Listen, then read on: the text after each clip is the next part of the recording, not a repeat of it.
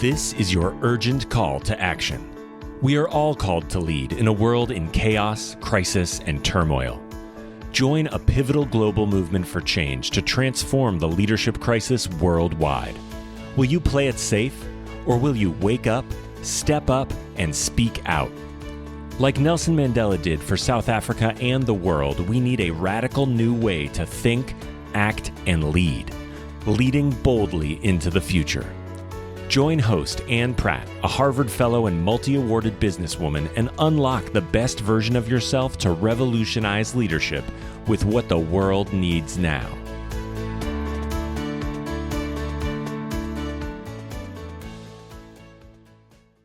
Greetings to all you future bold leaders. Thank you for joining us from around the world. My name is Ann Pratt. I'm formerly from South Africa, and I relocated abroad to attend a Harvard Advanced Leadership Initiative Fellowship in beautiful Boston in the United States of America. Today, our thoughtful bold leader joins us from sunny South Africa. She is a multi-awarded businesswoman who spent 7 years working for MNC Saatchi Advertising based in London before moving into executive search, working across the African continent. Deeply inspired by Nelson Mandela's words in Trafalgar Square at the South African Embassy in the late 1990s, she returned to South Africa and dedicated her life to bringing African talent and skills from around the world back to a continent they called home. In 2003, she founded and became CEO of the South African Homecoming Revolution Organization, an organization that focused on bringing African skills and talent from around the world back to a vibrant continent with huge potential. She has won numerous awards, recognitions, and nominations, including the SABC Shoprite Checkers Woman of the Year Award, the African Leadership Network New Generation Award, and the Financial Mail Awards for, firstly, the Best Emerging Agency of the Year, and secondly, the Best Small Agency of the Year. She is a TEDx speaker, and in 2004, South Africa's former president, Thabo Mbeki, mentioned her in his State of the Nation address. Stay with us as she reveals why and how Nelson Mandela's release from prison liberated her, the importance of citizen leadership, and what and where we call home. We warmly welcome my heartwarming friend and earthly angel, Angel Jones, and welcome to Leading Boldly into the Future. So, Angel, thank you so much for joining us from across the globe. It's wonderful to connect with you. I see we have a lot of parallels in our career, and really super excited to be talking to you about leading boldly into the future. Thank you for joining us.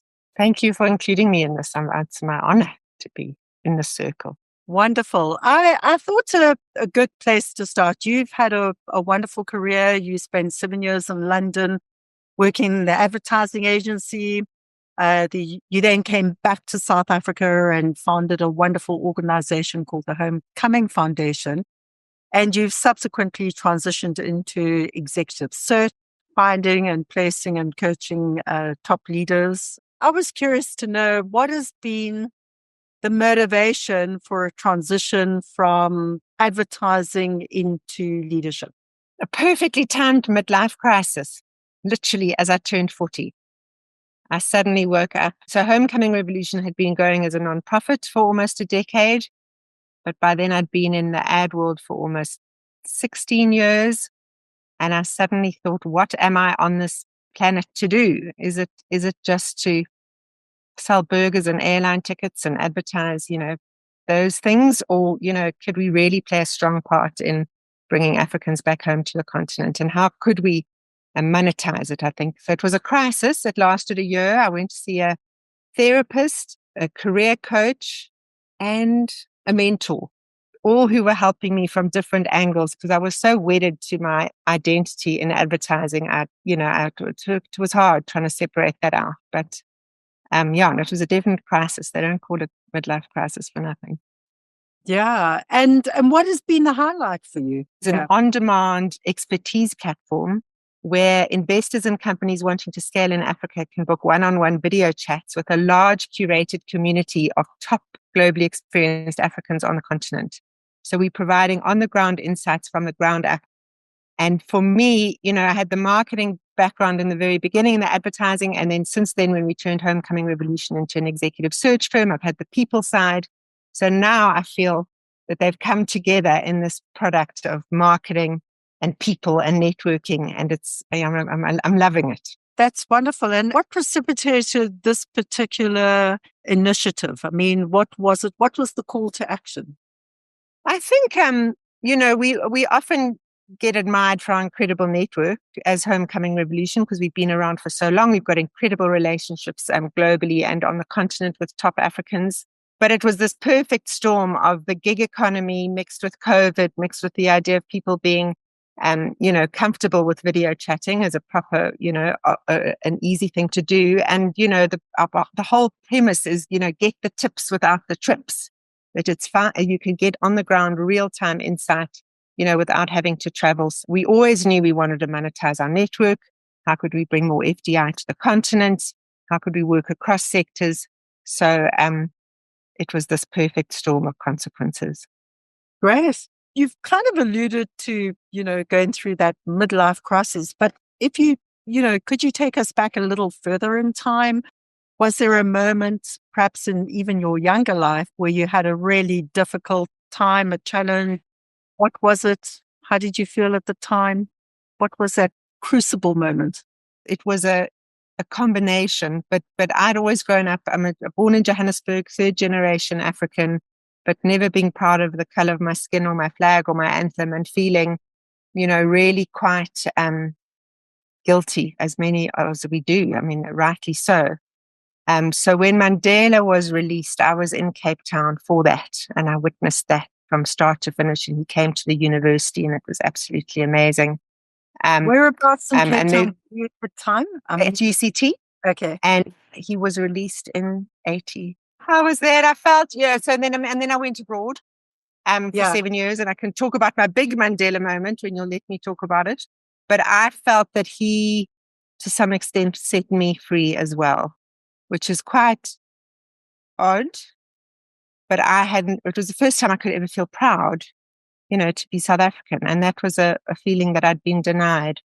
So, so many pieces of him and his DNA, which have influenced me ever since. How did you pivot out of that moment? That moment of white guilt, and what? I don't know if I'm out of it yet, Anne. I mean, I think it's a constant battle. I mean, I'm a recovering racist. That's the truth. So I've been, I've served on a lot of TDI boards, transformation, diversity and inclusion boards in different schools. I co-wrote the anti-discrimination policy and the first draft for St. John's College. I'm very quick to tell people, that is a racist statement, or that's, discriminatory.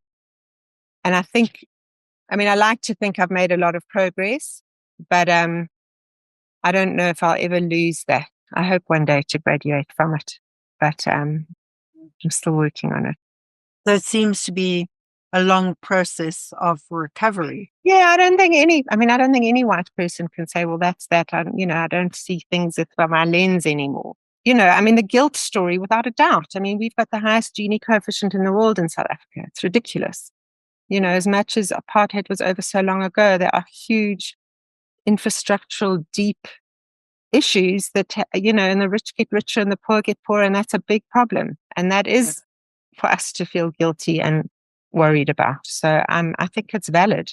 So in your mind, obviously there's a South African context, but there's a continental, there's the African continent. What would you say from a leadership point of view really keeps you up at night, keeps you concerned about what's happening in the world? I believe that when people aren't communicating and connecting, that is a deep problem. I'm horrified at the social media ways of brainwashing that we saw with Trump and we see here with the anti-vaxxers. And I'm horrified that these algorithms keep feeding you on the conspiracy theories. So, it really worries me to see people completely convinced that Bill Gates is injecting a chip into us. And, that responsibility with what you get fed, I think, is a huge, huge issue globally. And I think there's got to be some ways of making sure that is under control. Also the idea that the video, theoretically, you could have made this animated of me. So you wouldn't know, in a couple of years, you don't know if this is really me saying something or not. So, where are those tools going to be used for political persuasion and all the rest? But I do think that at the same time, there's a rise of empathy. They talk about the STEM, science, technology, something in maths, engineering and maths. Yeah. And the machines can start doing a lot of that. But now there's the HECI, humanity, empathy, creativity, compassion, imagination. And that is how humans can work with robots. So this idea of empathy at the same time becoming more and more of an important piece to get right. And I think that, Africans do have that. I think there is a huge soul and Ubuntu part of the continent that we treasure and should be sharing more of. And share more of with the world, yeah.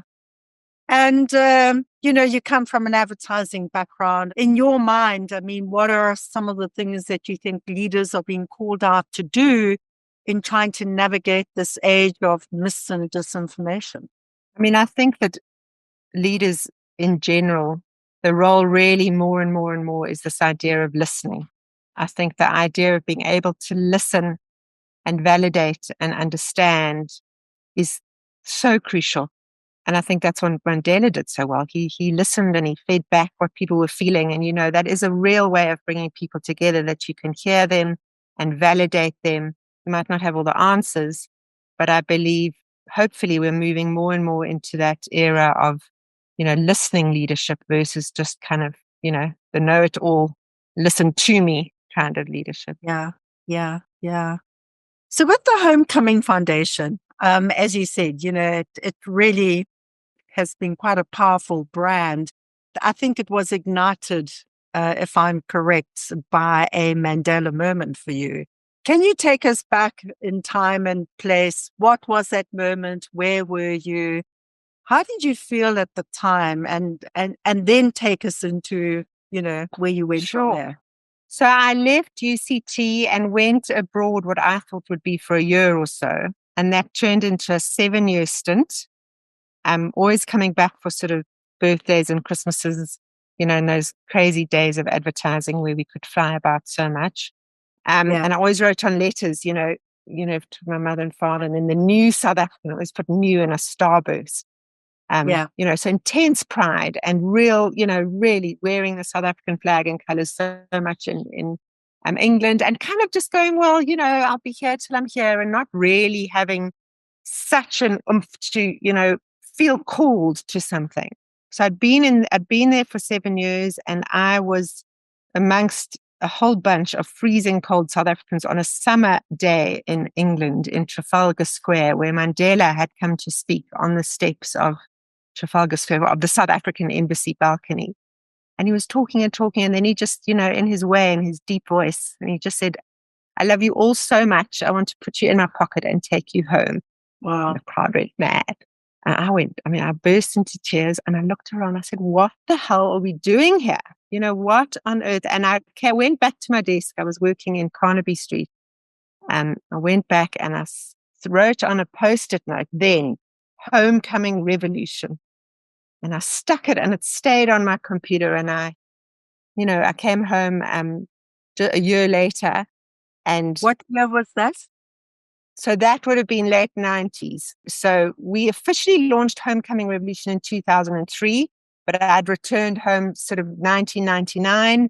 Had sort of been planting the seed on what that would look for. I came home to open up the MNC Saatchi branch of MNC Saatchi Advertising in Johannesburg. Turned that into, we took that over as Morris Jones. We bought them out. So at the same time as launching the ad agency, launched Homecoming Revolution as a non-profit to encourage South Africans to return home, showcasing property, schools, relocation services. It was sponsored by First National Bank, which was wonderful. And for 10 years operating as an NGO, we were working with about 50 different multinationals, showcasing all the jobs and opportunities. And we would always start with, I love you so much, I want to put you in my pocket and take you home. And I've actually got this big bust of Mandela made of chicken wire. It's amazing. Yeah. That I got from Design in Java. And I would carry this thing back and forth from London because it always needed to be there. It was really. So, What yes, was I the mean, I year think when that's the you dream. listened to him in Trafalgar Square? So it would have been 98 98. 97-ish, 97, 98. Okay. And that's where the seed was planted. And I think that whole reason for returning, you have your head decision, but your heart decision. And I mean, your heart is what it's about. So it's all about that idea of where do you feel called to? Where do you feel pulled to? And when people are grappling with the idea of returning home, we just say, trust your heart. You listen, and that's the reason people come home, friends and family, and wanting to make a difference, wanting to have their kids running around barefoot on the lawn with granny and grandpa close by, building their own economy instead of somebody else's. And that is a lot of your heart purpose for being. It's not a head decision of, well, how much is my job going to pay me? Yeah. And why Homecoming Revolution? Well, I'm curious about why you chose the word revolution. I think because it was, wanted to create a movement and wanted to create a wave. And I think, as we know in advertising, you name it, we build it and they will come, as it were. So we called it a revolution from the beginning. And the way we got it off the ground was there already had been a groundswell of South Africans returning. And we went around and got all of their stories, published all of the stories of the pros and cons about coming home. We didn't leave with warts and all stories for people to make up their own minds. And this wave of, sitting up and saying, well, actually, don't say there are no jobs, come home and create the jobs. Another key thing was it's a trade-off to return, but the trade-off is worth it. So yeah, it was the vision of a movement from the beginning. Yes. A revolution. And then you transitioned that, you took it out of its non-profit status and then turned it into, just share with us what motivated that. So, my perfectly timed midlife crisis, knowing I was built for better things, knowing that the Africa play was, bigger than just South Africa. And so after many angsty months of, where's my identity most rewarded? I mean, I am a Leo after all. How can I do this? How could we commercialize Homecoming Revolution? I think that was the real thing of, I want to be able to attract the top people to work with us. I really want to create significance and success. And we'd been asked by clients for many years, who were doing the expos for and all the rest, saying, well, do you have somebody we could place? And I sold my ad agency, stepped full time into Homecoming, turned it into a business, managed to secure investment from Paul Harris, who was the one who believed in us from the beginning from First National Bank. And really, in the beginning, we didn't know. We were recruitment firms, our partners, our competitors, our suppliers, we had no idea. And I think it took us about a year to actually figure out that there's proper budgets with executive search. We rolled out the whole business to East and West Africa as well. And since then have been helping corporate Africa attract and bring home top African talent back to their home countries. And bring them back from abroad and back to different countries in Africa. Yes. I mean, I think, we specialize, as we call it now, we are the executive search firm that specializes in globally experienced African talent. So it's a combination of people who are still abroad, but also lots of people who've already returned home. They might be in a different country or they might be in a role, but they've got that global outlook. So it's very much the global play, of candidates who see it, have seen how it works internationally and bringing those learnings to a local context, which is a great combination. And just out of curiosity, Angel, I mean, why the global context? Why was that strategically so important to you?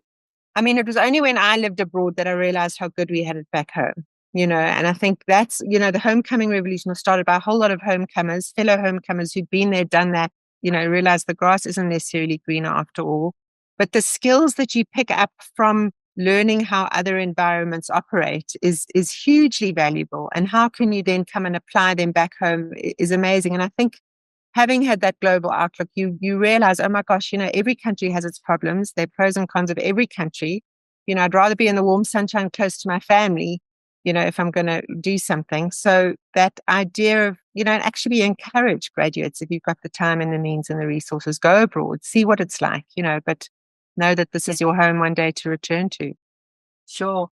So is there a work-related example where you had a very difficult, tough time? Can you sketch for us, one of those moments of challenge, darkness, despair? What am I going to do next? Just sketch that for us. What motivated it? So I think the learning of all of that was it's more of a risk not to take a risk. Okay. And we had planned this massive expo in London where we had hired out. This was in 2014. So it was already full profit. It was already, we were now a commercial entity. So this was it, and having different revenue streams from different places. But knowing that this expo was a key product of ours, and had secured and booked out this massive space in Earl's Court, secured the speakers, we're flying them in. And the clients were just trickling. I mean, anybody who's done events planning knows how terrifying this is. And, the ticket sales, as it were, also were trickling. And there were a number of people who said, you're putting the company at risk if you do this. There's the overheads, if you don't cover them, And we thought about it long and hard. I mean, I had this impression of us, like a racing car trying to go along, but the people haven't finished putting on the tires. It's trying to go. So I did grapple with it for about a week of going, should I just pull the plug? But that whole thing, more of a risk not to take a risk. And I think that spurred us, really to then concentrate very much on the sales, and everything did come together, thank God, in the end. But those were the days of huge, big expos where we had sort of 2,000-3,000 people through the door.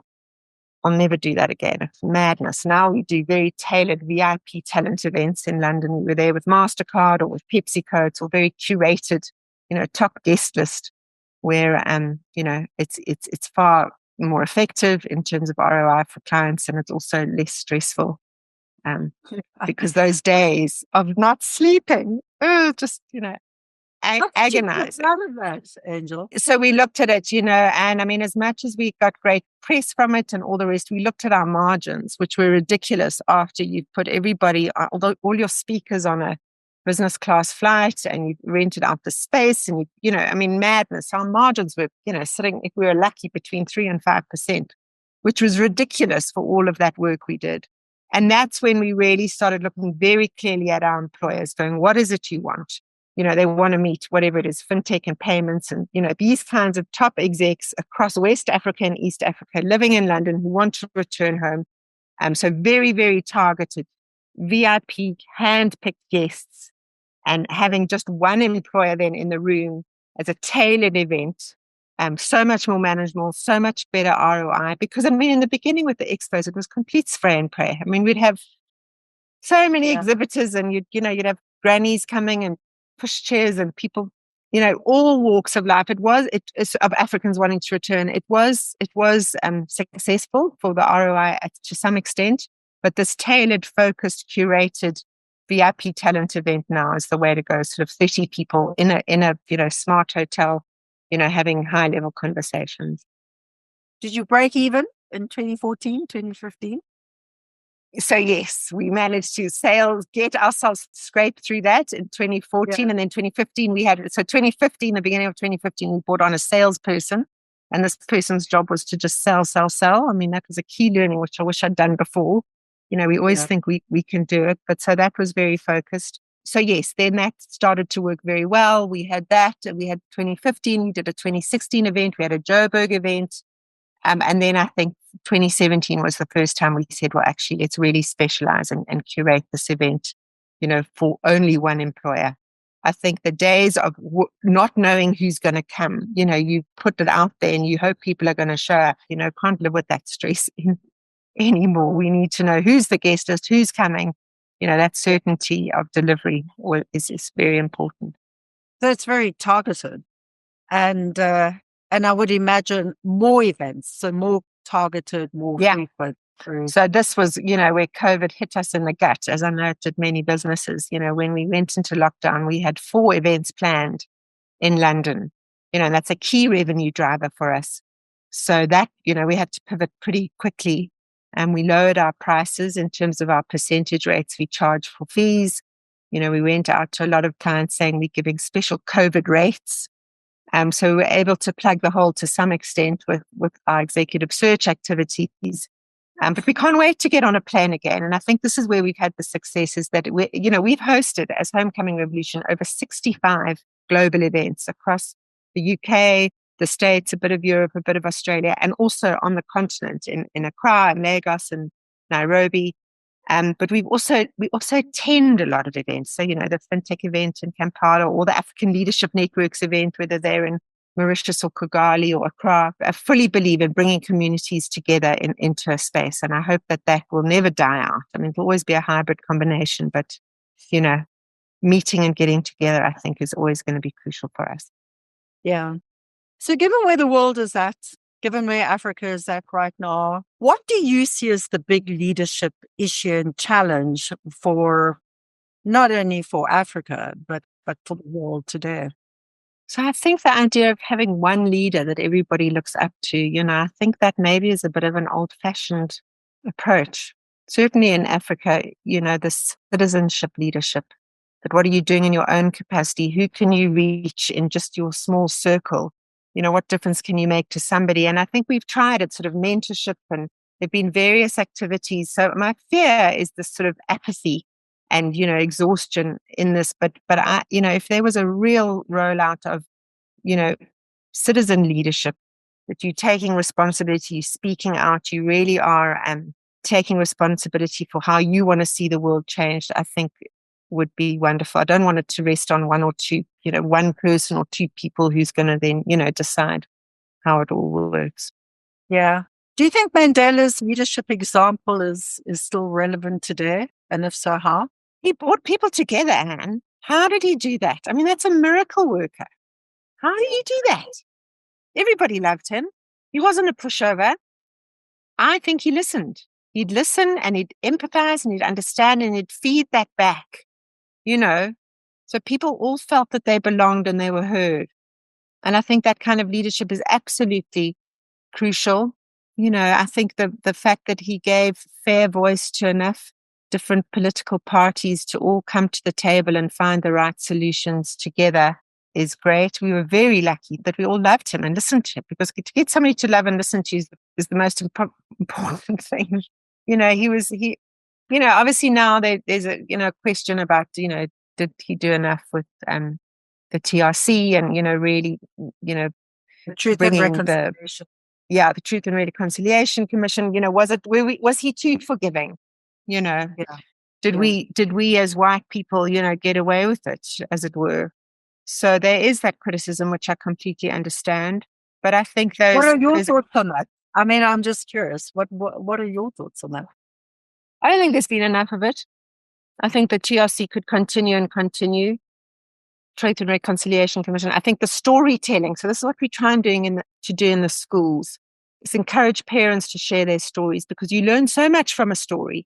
This is a microaggression, or how you comment on this, or learning from each other in terms of hearing each other's backgrounds and stories, and you can learn, but you can validate. And I think the idea again of being heard, I don't think we've done enough of that. I think people are polarizing, unfortunately, which is devastating. So I think with the schools, what we were looking at to some extent was, let's teach the children a lot about anti-discrimination and microaggressions and what all of that looks like. And by default, then the parents hopefully would learn it, because that's a big perception or important perception to change. And unfortunately, we've got a lot of older South Africans who's saying, oh, well, why are you still moaning about apartheid? They don't get it. And I think only when they hear stories of other people's personal experiences does it bring it to life. Yeah, and I think that, the validation and the acknowledgement and truth-telling, obviously, those are important components.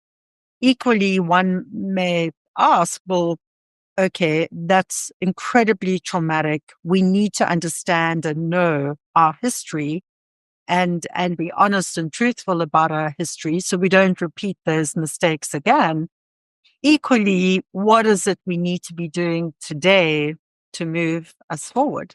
So how would you respond to those? Go and walk up to. So, I mean, I'm a school mom still. Go and walk up to somebody in the car park who doesn't look like you and strike up a conversation. Reach out to whoever you work with to ask something personal about their background that isn't work related. I think also, and to acknowledge, and this is important. Yeah. You can't just go as a white person bulldozing in and saying, tell me. Because these moments are painful for many South Africans they've suffered. And it's a big leap to kind of be quite vulnerable. So I think it's got to be delicately handled. But I think, actively in your, even once a week to say, well, I'm going to make sure I have a conversation at least with, somebody who's a different background to me. And then, dinner parties or get-togethers that, obviously in time of COVID, it's not easy, but deliberately knowing that you do it in your circle, that's good enough for now. You don't have to do it here. But if you can just start having these little ripple effects, and it's easy. It's in your power. It's not asking a lot of you, I don't think. Yeah, for sure. If Mandela were alive today, what do you think he would be saying to not only Africa's leaders, but to world leaders today? I think he would be attempting to bring them together more. I think he would be seen as the great magnet for pulling polarized people together. I think he would play a very strong part in that, dialing up the forgiveness, dialing up the understanding and validation, removing a lot of the fear.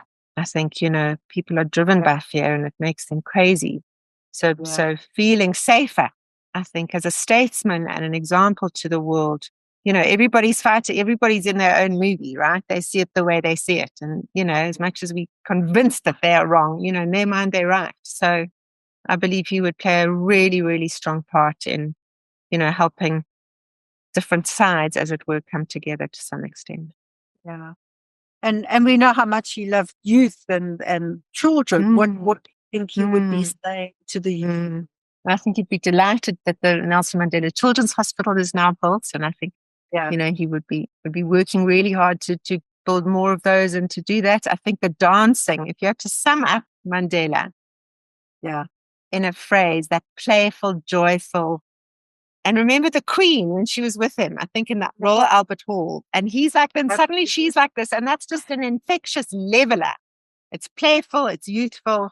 I think, I think he would have also inspired the youth a lot. It's really got down to basics. You really need to work hard. You can do anything. I was in jail for 27 years and I became president, from prisoner to president.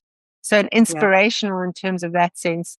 And I suppose, I think he would have done a lot. I mean, education, as he said, it's the most powerful tool to weapon. The only thing I don't like him saying is weapon. It's the most powerful weapon to change the world. The most powerful tool, I prefer to say.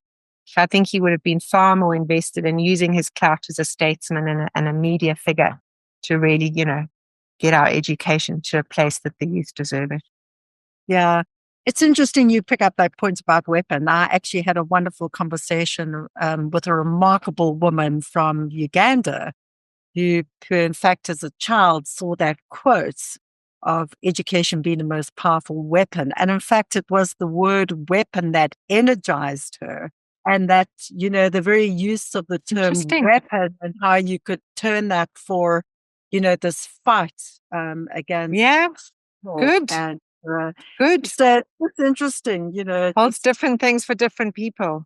Yeah, of course. And that's wonderful. I mean, it does make the words so much more powerful. And we do need to stand up and fight, as it were, for the right things. It doesn't work as hard for me though, but I can see it from her point of view.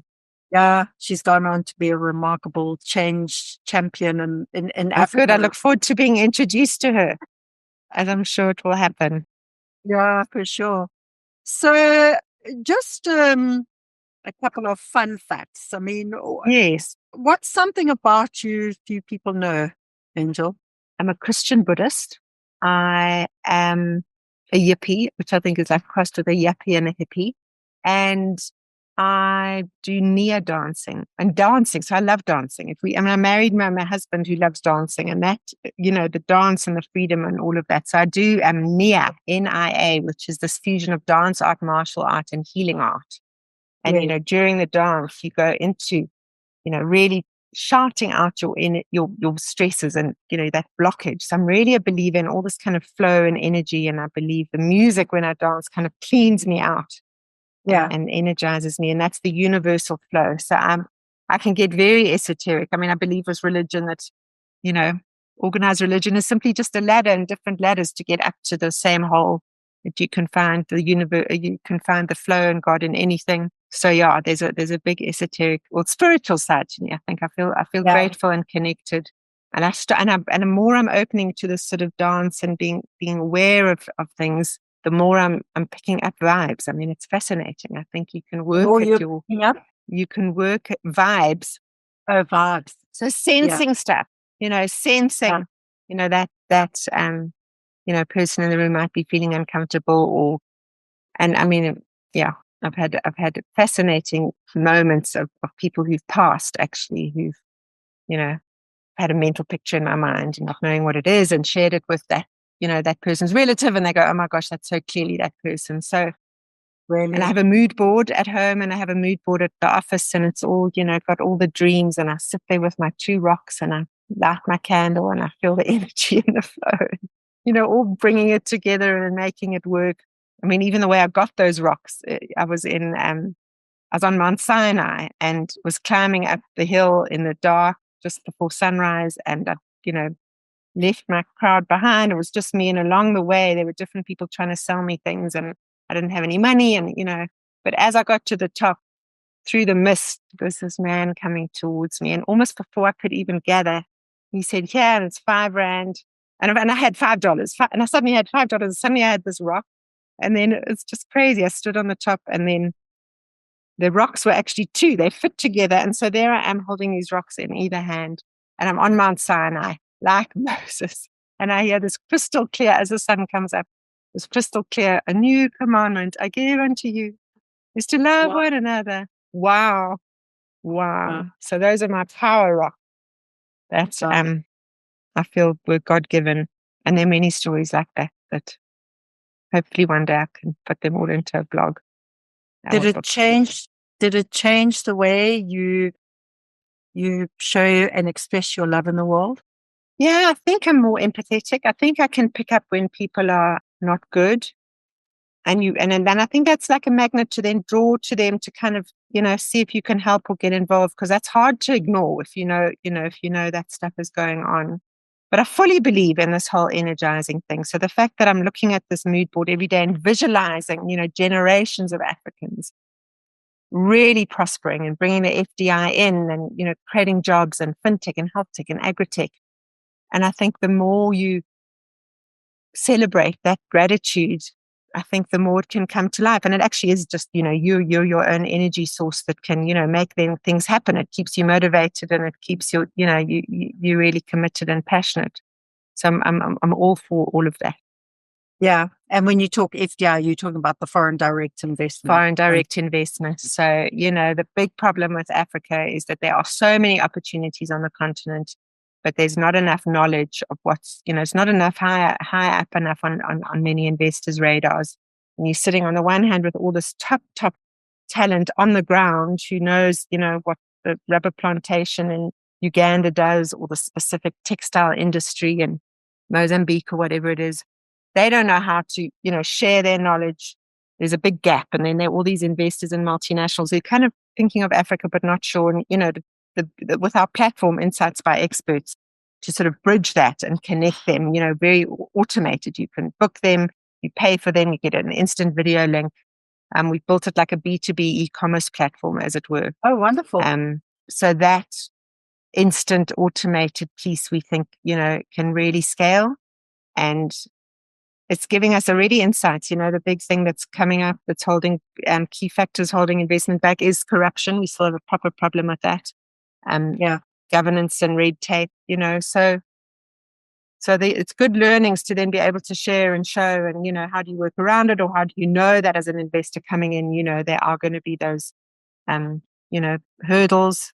And I think it's again, storytelling, spreading the word, hearing what people on the ground have done, what not to do, lessons they learn. The caliber of our experts are amazing. Top, the ex-CEO of MTN Nigeria and Ghana, the ex-group CEO of Barclays Africa, top ex-head of Standard Bank DRC, like really strong, amazing, incredible Africans across many sectors and countries.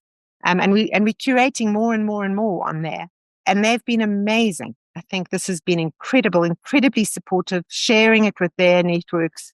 And it doesn't feel like a business. It feels like a purpose, which sounds a bit corny, because we are here to make money, unashamedly. It's this driven thing of, sharing with the world what's actually happening here and where those opportunities are. That's wonderful. And just another, from a childhood point of view, I know you went to Rodin, a wonderful school in Johannesburg, but maybe going back a little further in time, what's one of your favorite childhood memories? I think I can remember when I was 3.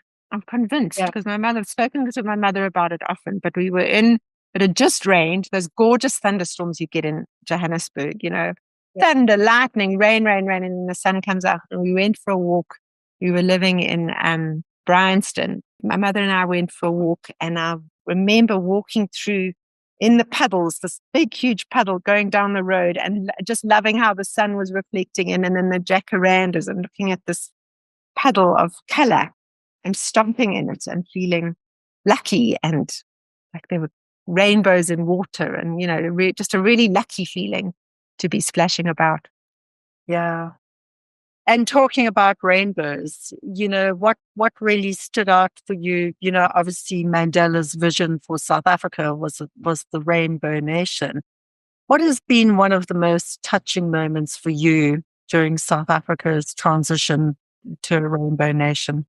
I mean, it's a predictable one without a doubt, of Mandela in his South African jersey shaking Francois Pienaar's hand. I mean, that was incredible. Yeah, really wearing the jersey of the enemy. I mean, you couldn't get more of a symbol of peace than that. I think that iconic moment, and we'd won the World Cup, and there was so much hope and excitement. It was just, I mean, I would think about that now and I weep. I think that Ramaphosa as well, I do rate him, talking about Tina Mina, choose me. I think those things of, what can I do? As moments that really touch me. And I think then, and the thing is, people go abroad, they say, all right, well, now I'm living in Germany, and I'm safe, but I'm in an apartment and it's freezing cold, and I don't know come home where it's maybe not as safe. We know this, but you've got the blue sky, and then the people, they talk about the fierce all the time, that abroad, wherever you are, people all sort of think are the same to some extent. But at home, you've got such crazy diversity and thinking, and people are outgoing and look you in the eye and say hello, and that we take that for granted. It's actually a really rare thing, this fierce. Yeah. And just to explain for our audience what you mean. Yes, I think it's an Afrikaans word. It is. Fierce, Gees. It means this intangible, sort of energetic, crazy, positive connection. It's a feeling. It's very much a feeling. It's like when South Africa's in your blood, but you don't quite know how to say it. It's like if you'd walk into a room when there's a party happening, you can feel it. You can feel that there's some kind of buzz and energy in the room, and it's very much as well. Let's just make a boer maak 'n plan, another Afrikaans phrase. A farmer makes a plan. Get on with it. Yes, there's this, and yes, there's that, but let's keep moving forward. And I think that's the fierce as well. It's the tenacity, it's the resilience, it's the positive, it's the sense of humor. I think South Africans got an incredible sense of humor, which we underestimate. So in our kind of final moments together, Angel, I mean, what are some final takeaways, do you think, either in terms of leadership generally in your experience, working with these multiculturals and multinationals, or any final words you think from that Mandela would share with our leaders today, and the need to be bold in terms of how we current challenges are? So, I mean, to reiterate that listening leadership, without a doubt, listen twice as more than you speak. Yeah. So that I think will certainly get you a very long way. I think from a leadership point of view, what I always struggle with as an entrepreneur, and the phrase has come up many times, is that I spend too much time working in the business instead of on the business. And, Yeah. you find yourself getting sucked in for delivery, and actually you should be paying attention to how your staff are and all the processes and systems. So in terms of being able to deliberately take yourself out so that you can ensure that, people are good. And people, I mean, it's the tiniest little thing, a bowl of flowers, when they're feeling sick at home, or a handwritten letter to say, well done on, the presentation you did. I don't Yeah. think leaders value enough how their staff value that, and we've looked at it where those kinds of acknowledgements and feeling that you're seen as a whole person versus just a person to deliver speaks more volumes often than the salary. I think that's how you keep people, you keep them motivated, you recognize them. And I suppose, letting people shine in their own way. Basic and other companies have banished all uniform. You can come in your slip-slops, you can have your tattoos. I mean, it's a real celebration of authenticity, and which has shown productivity really, really does increase. But when I was living in England, I was a little bit happy and I was a little bit sad. It was very predictable. At home, I'm very, very happy and I'm very, very sad. And that's a bigger life. It's a bigger life. The heartbeat is bigger. That's where I choose to be. Well, thank you for your big life. I look forward to, by the way, that personal meeting and being able to sit around a table and break bread and share many more stories. So thank you. Thank you, Anne. Friends, what and where is home? Home is multidimensional, and in whatever shape or form, home is an anchor. Conversely, we need to anchor ourselves in order to feel at home. Talking to my heartwarming friend, Angel Jones, a multi-award winning businesswoman and a passionate CEO and founder of the South African and later African homecoming revolution, helps us explore this concept of home. Some say that home is a place of residence or a psychological space of feeling whole, integrated with a sense of well-being, or where the heart is. Others say that home is defined by your roots, the place that you were born and raised, a place that connects you to your origin, to your cultural and social system, and your childhood identity. More people say that home is a state of being in this world, or a place that we transition to in the next. Angel Jones was passionately inspired when Nelson Mandela stepped onto the balcony of the South African embassy in Trafalgar Square in London, and he uttered the loving words, "I want to put you into my pocket and take you all back home." The crowds cheered, and Angel and her friends hugged and cried. In that moment of pride, connection, and with a sense of belonging, she decided to return to South Africa and set up and create the South African Homecoming Revolution, an organization that she created to inspire fellow South Africans and Africans abroad to return and to bring their talent and skills to rebuild a nation and a continent that they call home. So when and where do you feel at home? I've grappled with that question a lot. Like many of you, I have a rich multicultural heritage and multiple identities. I'm an African at heart, a child of the universe, and I proudly live in the USA. I was born and raised in KwaZulu-Natal in South Africa. I was given birth into a family with a birth Portuguese mother, a Greek father who married a Black Zambian woman, and after meeting my birth grandfather, I found out that my great-great-grandmother was Jewish. I was adopted into a South African family with a British father, a South African mother, and a Scottish maternal grandfather. Geographically, after being born and raised in South Africa, in 2017, I relocated abroad to attend a Harvard Advanced Leadership Initiative Fellowship in beautiful Boston in the United States of America, a new country home. So this concept of home has been explored extensively. In fact, in more recent times, much has been researched and written in multiple disciplines, including sociology, anthropology, psychology, human geography, history, architecture, and philosophy. I've also experienced that as life changes and our circumstances change, and we are faced with our mortality, once again, our concept of home changes. Recently, I have faced my mortality head-on after being diagnosed with stage 3 stomach cancer. Just this month, a special friend went missing for 8 hours on my birthday. We went looking for him, we involved the police, and at 2 a.m., we feared the worst.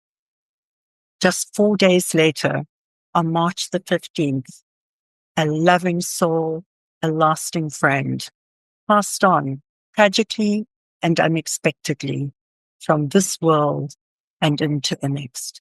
And as her grief-stricken husband said to me, she is now in her eternal residence and home. I have learned in this process that the concept of home truly is multidimensional. It is a place where you reside, feel safe, feel as though you belong, and there is this sense of knowingness, if you like, that there is this eternal home when we pass on from this world into the next. I've also learned that whatever shape or form, in whatever shape or form, and at whatever stage in life, that home is an anchor. We all need a home. In life and leadership, in order to be our best, home is an anchor. But equally, we need to anchor ourselves to feel at home. We also need to help others anchor themselves and feel at home too. So until next time, remember that leading boldly is about making thoughtful, clear choices. And bold leadership is about taking bold action, just one small step at a time, one step for you, but together in our multiple homes, a giant step for humanity. So take care and take thoughtful, bold action.